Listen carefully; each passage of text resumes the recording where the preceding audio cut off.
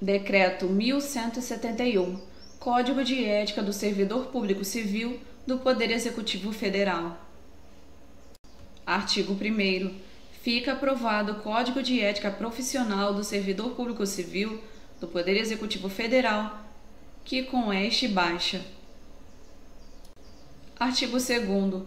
Os órgãos e entidades da Administração Pública Federal, direta e indireta, implementarão, em 60 dias, as providências necessárias à plena vigência do Código de Ética, inclusive mediante a constituição da respectiva Comissão de Ética, integrada por 3 servidores ou empregados titulares de cargo efetivo ou emprego permanente. Parágrafo único. A constituição da Comissão de Ética será comunicada à Secretaria da Administração Federal da Presidência da República com a indicação dos respectivos membros titulares e suplentes. Artigo 3º. Este decreto entra em vigor na data de sua publicação. Anexo. Código de Ética Profissional do Servidor Público Civil do Poder Executivo Federal. Capítulo 1. Seção 1. Das regras deontológicas. Inciso 1º. A dignidade, o decoro, o zelo, a eficácia e a consciência dos princípios morais são primados maiores que devem nortear o servidor público, seja no exercício do cargo ou função ou fora dele, já que se refletirá o exercício da vocação do próprio poder estatal. Seus atos, comportamentos e atitudes serão direcionados para a preservação da honra e da tradição dos serviços públicos. Inciso 2º. O servidor público não poderá jamais desprezar o elemento ético de sua conduta. Assim, não terá que decidir somente entre o ilegal e legal, o justo e o injusto, o conveniente e o inconveniente, o oportuno e o inoportuno, mas principalmente entre o honesto e o desonesto, consoante as regras contidas no artigo 37, caput, e parágrafo 4º da Constituição Federal. Inciso 3º. A moralidade da administração pública não se limita à distinção entre o bem e o mal, devendo ser acrescida da ideia de que o fim é sempre o bem comum. O equilíbrio entre a legalidade e a finalidade na conduta do servidor público é que poderá consolidar a moralidade do ato administrativo. Inciso 4º. A remuneração do servidor público é custeada pelos tributos pagos direta ou indiretamente por todos, até por ele próprio, e por isso se exige, como contrapartida, que a moralidade administrativa se integre no direito como elemento indissociável de sua aplicação e de sua finalidade, erigindo-se como consequência em fator de legalidade. Inciso 5º. O trabalho desenvolvido pelo servidor público perante a comunidade deve ser entendido como acréscimo ao seu próprio bem-estar, já que, como cidadão, integrante da sociedade, o êxito desse trabalho pode ser considerado como seu maior patrimônio. Inciso 6º. A função pública deve ser tida como exercício profissional e, portanto, se integra na vida particular de cada servidor público. Assim, os fatos e atos verificados na conduta do dia a dia, em sua vida privada, poderão acrescer ou diminuir o seu bom conceito na vida funcional. Inciso 7º. Salvo os casos de segurança nacional, investigações policiais ou interesse superior do Estado e da administração pública a serem preservados em processo previamente declarado sigiloso, nos termos da lei, a publicidade de qualquer ato administrativo constitui requisito de eficácia e moralidade, ensejando sua omissão, comprometimento ético contra o bem comum, imputável a quem a negar. Inciso 8º. Toda pessoa tem direito à verdade, o servidor não.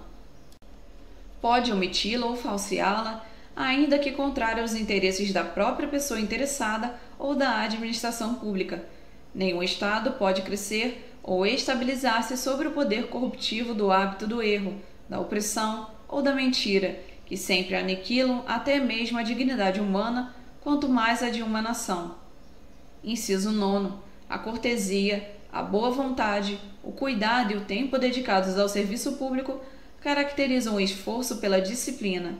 Tratar mal uma pessoa que paga seus tributos, direto ou indiretamente, significa causar-lhe dano moral. Da mesma forma, causar dano a qualquer bem pertencente ao patrimônio público, deteriorando-o por descuido ou má vontade, não constitui apenas uma ofensa ao equipamento e às instalações ou ao Estado, mas a todos os homens de boa fé que dedicaram sua inteligência, seu tempo, suas esperanças e seus esforços para construí-los. Inciso 10. Deixar o servidor público qualquer pessoa à espera de solução que compete ao setor em que exerça suas funções, permitindo a formação de longas filas ou qualquer outra espécie de atraso na prestação do serviço, não caracterize apenas a atitude contra a ética ou ato de desumanidade, mas principalmente grave dano moral aos usuários dos serviços públicos. Inciso 11. O servidor deve prestar toda a sua atenção às ordens legais de seus superiores, velando atentamente por seu cumprimento e, assim, evitando a conduta negligente.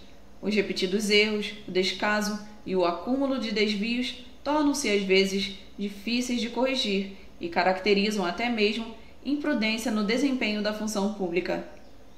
Inciso 12. Toda ausência injustificada do servidor de seu local de trabalho é fator de desmoralização do serviço público, o que quase sempre conduz à desordem nas relações humanas. Inciso 13. O servidor que trabalha em harmonia com a estrutura organizacional, respeitando seus colegas e cada concidadão, colabora e de todos pode receber colaboração, pois sua atividade pública é a grande oportunidade para o crescimento e o engrandecimento da nação. Inciso 14. São deveres fundamentais do servidor público: a linha A. Desempenhar a tempo as atribuições do cargo, função ou emprego público de que seja titular. A linha B. Exercer suas atribuições com rapidez, perfeição e rendimento, pondo fim ou procurando prioritariamente resolver situações procrastinatórias, principalmente diante de filas ou de qualquer outra espécie de atraso na prestação dos serviços pelo setor em que exerça suas atribuições, com o fim de evitar dano moral ao usuário. A linha C. Ser probo, reto, leal e justo, demonstrando toda a integridade do seu caráter, escolhendo sempre, quando estiver diante de duas opções, a melhor e a mais vantajosa para o bem comum. A linha D. Jamais retardar qualquer prestação de contas, condição essencial da gestão dos bens, direitos e serviços da coletividade a seu cargo. A linha E. Tratar cuidadosamente os usuários dos serviços, aperfeiçoando o processo de comunicação e contato com o público. A linha F. Ter consciência de que seu trabalho é regido por princípios éticos que se materializam na adequada prestação dos serviços públicos. A linha G. Ser cortês, ter urbanidade, disponibilidade e atenção, respeitando a capacidade e as limitações individuais de todos os usuários do serviço público, sem qualquer espécie de preconceito ou distinção de raça, sexo, nacionalidade, cor, idade, religião, cunho político e posição social, abstendo-se, dessa forma, de causar-lhes dano moral. A linha H. Ter respeito à hierarquia, porém, sem nenhum temor de representar contra qualquer comprometimento indevido na estrutura em que se funda o poder estatal. A linha I. Resistir a todas as pressões de superiores hierárquicos, de contratantes, interessados e outros que visem obter quaisquer favores, benesses ou vantagens indevidas em decorrência de ações imorais, ilegais ou aéticas e denunciá-las. A linha J. Zelar no exercício do direito de greve pelas exigências específicas da defesa da vida e da segurança coletiva. A linha L. Ser assíduo e frequente ao serviço, na certeza de que sua ausência provoca danos ao trabalho ordenado, refletindo negativamente em todo o sistema. A linha M. Comunicar imediatamente a seus superiores todo e qualquer ato ou fato contrário ao interesse público, exigindo as providências cabíveis. A linha N. Manter limpo e em perfeita ordem o local de trabalho, seguindo os métodos mais adequados à sua organização e distribuição. A linha O. Participar dos movimentos e estudos que se relacionam com a melhoria do exercício de suas funções, tendo por escopo a realização do bem comum. A linha P. Apresentar seu trabalho com vestimentas adequadas ao exercício da função. A linha Q. Manter-se atualizado com as instruções, as normas de serviço e a legislação pertinentes ao órgão onde exerce suas funções. A linha R.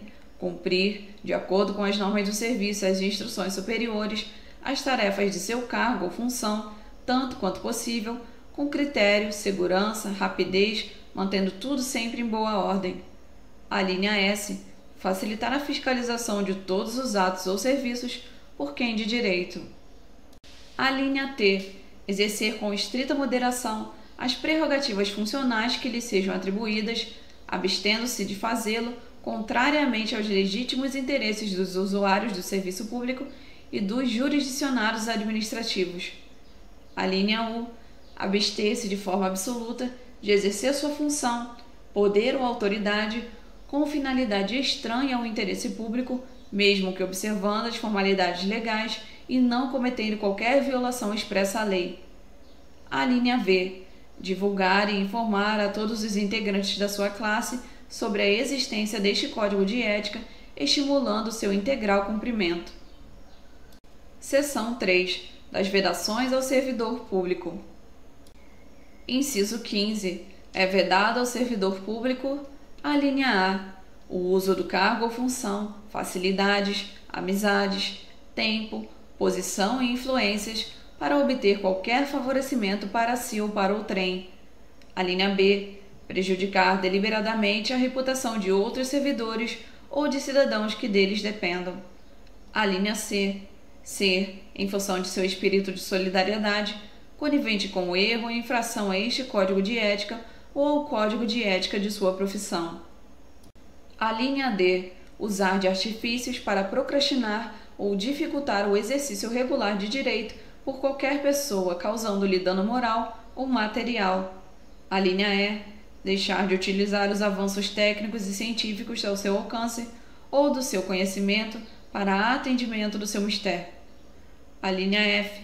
Permitir que perseguições, simpatias, antipatias, caprichos, paixões ou interesses de ordem pessoal interfiram no trato com o público, com os jurisdicionados administrativos ou com colegas hierarquicamente superiores ou inferiores. A linha G. Pleitear, solicitar, provocar, sugerir ou receber qualquer tipo de ajuda financeira, gratificação, prêmio, comissão, doação ou vantagem de qualquer espécie para si, familiares ou qualquer pessoa para o cumprimento de sua missão ou para influenciar outro servidor para o mesmo fim. A linha H. Alterar ou deturpar o teor de documentos que devem caminhar para providências. A linha I. Iludir ou tentar iludir qualquer pessoa que necessite do atendimento em serviços públicos. A linha J. Desviar servidor público para atendimento a interesse particular. A linha L. Retirar da repartição pública, sem estar legalmente autorizado, qualquer documento, livro ou bem pertencente ao patrimônio público. A linha M. Fazer uso de informações privilegiadas obtidas no âmbito interno do seu serviço, em benefício próprio, de parentes, de amigos ou de terceiros. A linha N. Apresentar-se embriagado no serviço ou fora dele habitualmente. A linha O. Dar o seu concurso a qualquer instituição que atente contra a moral, a honestidade ou a dignidade da pessoa humana. A linha P. Exercer atividade profissional aética ou ligar o seu nome a empreendimentos de cunho duvidoso. Capítulo 2. Das comissões de ética. Inciso 16. Em todos os órgãos e entidades da administração pública federal direta, indireta, autárquica e fundacional, ou em qualquer órgão ou entidade que exerça atribuições delegadas pelo poder público, deverá ser criada uma comissão de ética encarregada de orientar e aconselhar sobre a ética profissional do servidor no tratamento com as pessoas e com o patrimônio público, competindo-lhe conhecer concretamente de imputação ou de procedimento suscetível de censura. Inciso 18. A Comissão de Ética incumbe fornecer aos organismos encarregados da execução do quadro de carreira dos servidores os registros sobre sua conduta ética, para o efeito de instruir e fundamentar promoções e para todos os demais procedimentos próprios da carreira do servidor público. Inciso 22. A pena aplicável ao servidor público pela Comissão de Ética é a de censura, e sua fundamentação constará do respectivo parecer, assinado por todos os seus integrantes, com ciência do faltoso. Inciso 24. Para fins de apuração do comprometimento ético, entende-se por servidor público todo aquele que, por força de lei, contrato ou de qualquer ato jurídico, preste serviços de natureza permanente, temporária ou excepcional, ainda que sem retribuição financeira, desde que ligado direta ou indiretamente a qualquer órgão do poder estatal, como as autarquias, as fundações públicas, as entidades paraestatais, as empresas públicas e as sociedades de economia mista, ou em qualquer setor que prevaleça o interesse do Estado.